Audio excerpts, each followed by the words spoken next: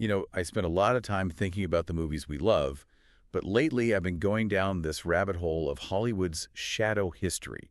Have you ever thought about that? Oh, absolutely. This idea that for every classic film we have, there's this alternate timeline where a completely different version got made. It's the butterfly effect for the film industry. I mean, one executive says no, a script gets lost, and suddenly our entire pop culture landscape looks different. We think of these movies as, like, inevitable. Right. But they're usually just the survivors of a really chaotic process. Exactly. And today we are diving into one of those alternate timelines. We are going deep into the archives to look at a rejected, unproduced film treatment for a prequel to John Carpenter's 1982 masterpiece, The Thing. And we should be clear here, this isn't some fan fiction we found on a forum. This treatment is from Brothers Inc. Productions. That's the writing duo Donovan and Adam Montierth. These are Emmy-winning writers. Yep. And they pitched this directly to Universal Studios back in 2008. And let me tell you, this pitch is a wild ride. It is so different from the prequel we actually got in 2011. We're talking nuclear submarines, underwater cities, and some, frankly, terrifying additions to the lore. It's a real swing for the fences kind of script. And what's so great about dissecting this today is we get to analyze the mechanics of horror. We can see how they tried to honor Carpenter's themes of isolation and paranoia while also trying to push the whole franchise somewhere completely new. So grab your parka and, I don't know, maybe a flamethrower. So we are heading to the Antarctic. Let's do it. Okay, so let's set the stage first. It's 2008. Why is Universal even looking at The Thing again? The original 1982 movie, it bombed. Oh, it bombed, famously. Yeah. A critical and commercial failure. But by 2008, it had become this huge cult phenomenon. I mean, it's widely considered one of the greatest horror movies ever made. A true classic. Universal wanted to tap into that IP, but they had a problem. The 82 movie ends with, well, everyone freezing to death. You can't really do a sequel. Right, unless you want a movie about two popsicles.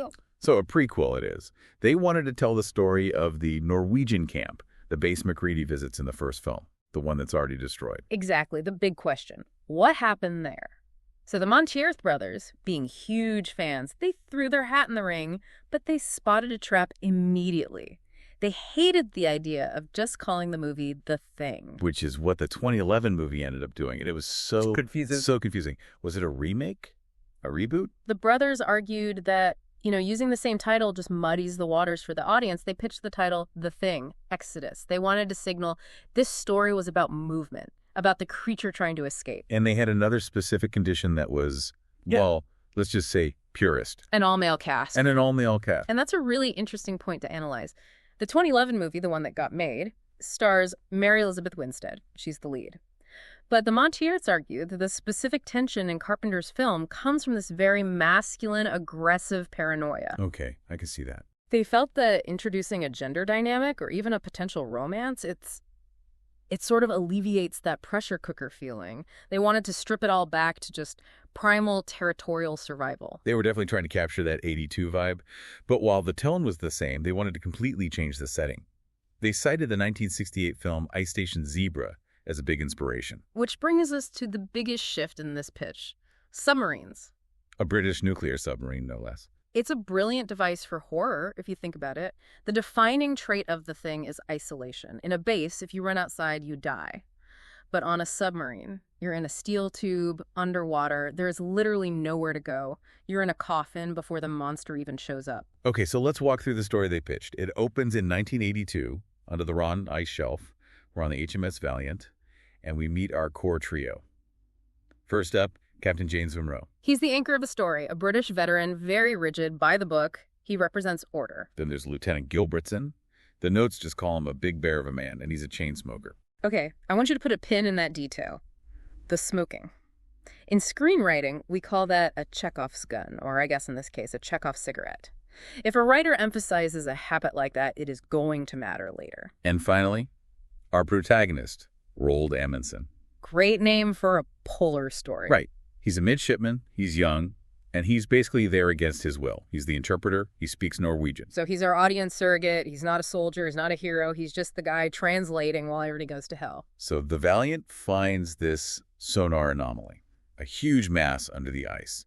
They surface, break through, and they meet that Norwegian research team we all know from the lore. And there are also some German and Italian scientists. It's a whole multinational thing. They convince them to dig, and they find the saucer. And this is where the tone just immediately shifts. In the 2011 movie, that discovery is treated with this, like Spielberg-esque wonder. But here, the Montierth brothers go straight to conflict. Immediate conflict. As soon as they cut out that block of ice with the creature and drag it to the station, Captain Monroe treats it like a military asset.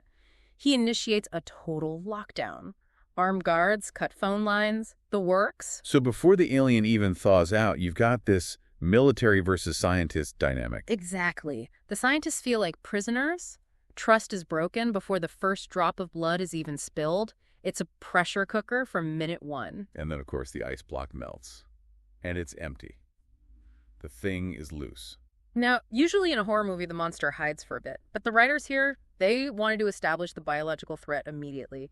There's a scene they wrote with a microscope that is, it's incredibly visceral. Ugh, yeah, this part made me physically wince when I read it. A scientist, Keegan Gilden, is looking at a skin sample from the creature. He thinks he sees the cells moving. He leans in closer. And the sample just explodes upward. It shoots right through the lens of the microscope and drives straight into his eye. It's horrible. Kills him instantly. But notice the specific detail. His eye is left dangling from the socket. It's gruesome, yes, but it serves a narrative purpose. It tells the audience, this isn't a wolf. Every single cell of this thing is an independent, aggressive organism. It's a biological weapon. So Keegan's dead. Another guard, Williamson, vanishes. The paranoia starts. But Captain Monroe, he's a soldier. He wants intel, so he leaves the station to go investigate the spaceship itself. And this is where the lore gets really interesting. This is one of my favorite parts of the whole pitch. Monroe gets inside the ship and he finds cells, like prison cells. And the doors. The iron doors are broken outward. Broken outward. Okay, let's unpack that. That implies the things weren't flying the ship. Exactly. It implies they were the cargo, or prisoners. Monroe finds other remains in the ship, alien remains, but not the thing. It suggests the ship was like a zoo, or a transport for dangerous biological samples, and the infection just broke out. That completely reframes the creature. It's not an invading army, it's a desperate escapee. It adds this layer of chaos to its motivation. It's just trying to survive and get off the ice. Meanwhile, back at the station, that survival instinct is getting very messy. We see the Williamson thing, the missing guard, confront an Italian scientist. And this isn't a fight. Williamson shoots a tentacle from his mouth, wraps it around the guy's head, and they just melt together. The script calls it a melted-together monstrosity. And this just triggers total panic. A Norwegian guy, Gustav, tries to grab a grenade, fumbles it, dives out a window, and the whole building goes up in flames. So now the station is on fire. It's absolute chaos. And walking out of the flames is Keegan, the eye guy. The dead scientist. He walks out acting totally normal.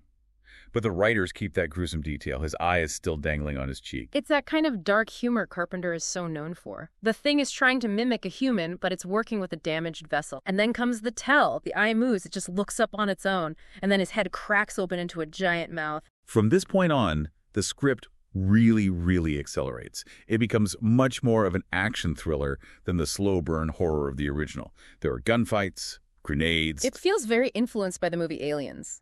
There's a scene where the group realizes a Norwegian named Mikael is infected because he suddenly starts speaking perfect English. Which he shouldn't know how to do. Right. It shows that the thing is learning. It's adapting to the military threat they're posing. They end up burning him alive. It becomes a war of attrition. And this pressure just breaks Amundsen, our interpreter. He completely snaps. He grabs a fire axe and attacks a guard named Hayes. He actually chops Hayes' hand clean off. Which leads to a moment that I think would have been iconic if this got filmed. The spider hand. We've seen the spider head in the 82 movie, Uh-huh. but this is something else. So Hayes is on the ground, pinned down, screaming, Yeah. and then suddenly he stops, he looks calm, Yeah. and his hand just grows back. Instant regeneration. Pop, new hand. But the severed hand on the floor, it sprouts spider legs, it grows eyes, it scuttles across the floor and attacks another wounded man. It just pounds home that rule. You cannot kill it by chopping it up. You're just making more of them. This escalation forces the survivors to come up with a test. In the 1982 film, we have the blood test, the hot wire. It's classic cinema. But you can't just do the same scene twice. So the Montierth brothers propose something much, much darker. A surgical solution. The logic is pretty sound. The thing mimics biology perfectly. But can it mimic the absence of biology? If you cut off a human finger, you bleed, you have a stump. A thing might instinctively heal itself to preserve its mass. But the test is, you have to cut off your own finger. Which leads to what the script calls the four-finger salute. That is such a powerful visual. Isn't it? It bonds the survivors. You can look across a room and immediately see who's human by the bloody bandage on their hand. It's a badge of honor you earn through self-mutilation. So the surviving Norwegians take a helicopter and leave, which, sets up the beginning of the 1982 movie.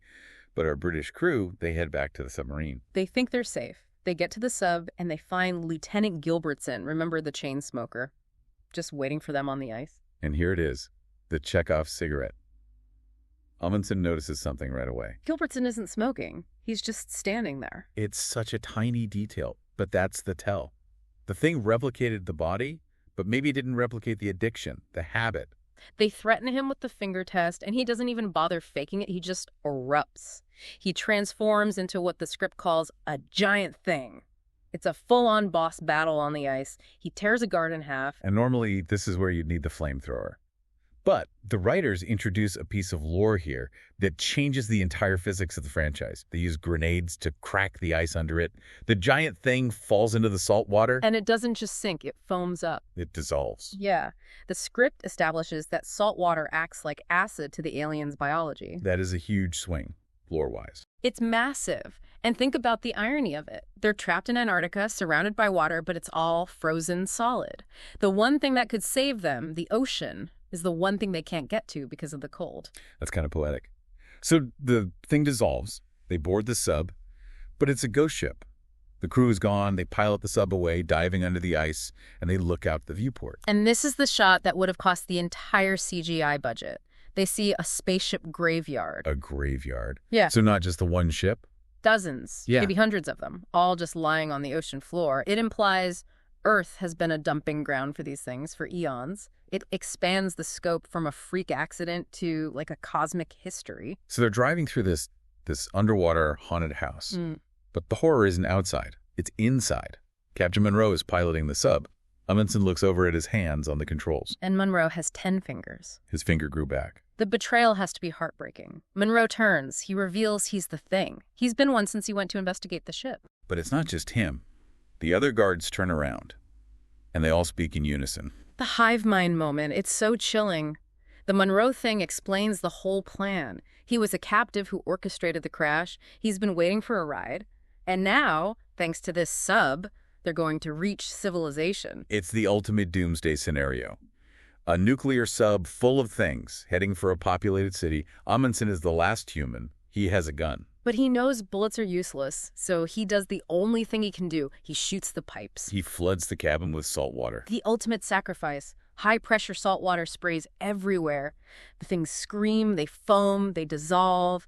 Amundsen dies, but he takes them all with him. And the sub just keeps going on autopilot. It arrives in Christchurch, New Zealand, pulls right into the harbor. The hatch doesn't open, Yeah. but the camera pans inside the wet, empty submarine, and we see a pet mouse. Oh, no. The mouse twitches, and it grows tentacles. And that's the end. That's the end. The infection made it to the mainland. Wow. That is bleak. I mean, even for the thing, that is bleak. It's cynical, it's nihilistic, and it was designed with a very specific purpose in mind. The Montierth brothers wanted to set up a third movie. Right, like The Thing 3, Global Pandemic. Exactly. They wanted to finally break containment. They wanted to see what happens when this biology hits a dense population center. This whole script was basically a Trojan horse to get the monster to New Zealand. So looking back at all this, Yeah. Why do you think Universal didn't buy it? Why did we get the safer, more repetitive version in 2011? I think safer is the key word. Studios are risk-averse. This script introduces a lot of new rules. The saltwater weakness is a cool idea, but it fundamentally changes the monster's vulnerability. If it dies in the ocean, that changes the threat level. The spaceship graveyard changes the whole history. And the tone was so action-heavy, it would have been very expensive. But I have to say, that four-finger salute, that is just good writing. It sticks with you, doesn't it? It's a visual shorthand for the cost of survival. It's so distinct. And the saltwater idea. Yeah. I mean, even if you argue it breaks the lore, the irony of it is fantastic. Being trapped on a literal ocean of acid that's frozen solid, that's just clever. It really is. And it makes you wonder what the franchise would look like today if they'd said, yes, We could have a whole cinematic universe where New Zealand is just a wasteland of shapeshifters. Which brings up the big philosophical question for the fans, right? Does the thing even work if it's not isolated? That's the rub. The fear comes from the isolation. The whole who goes there idea works best when there's nowhere to go. If you turn it into a global disaster movie, does it just become another zombie flick? Or would it have been the ultimate apocalyptic horror? I don't know the answer, but I think I would have paid $15 to see a thing mouse take down Christchurch. I think we all would have. Well, that's going to do it for this deep dive into the frozen archives. I want to encourage all of you to go back and watch the 1982 John Carpenter classic. But this time, when you watch it, just imagine that a few miles away, deep under the ice, a British submarine is full of dissolving monsters and a very, very angry interpreter. It definitely adds a whole new layer of texture to that world. Thanks for listening. Check your friends for missing fingers, stay away from the ice, and we'll catch you on the next deep dive.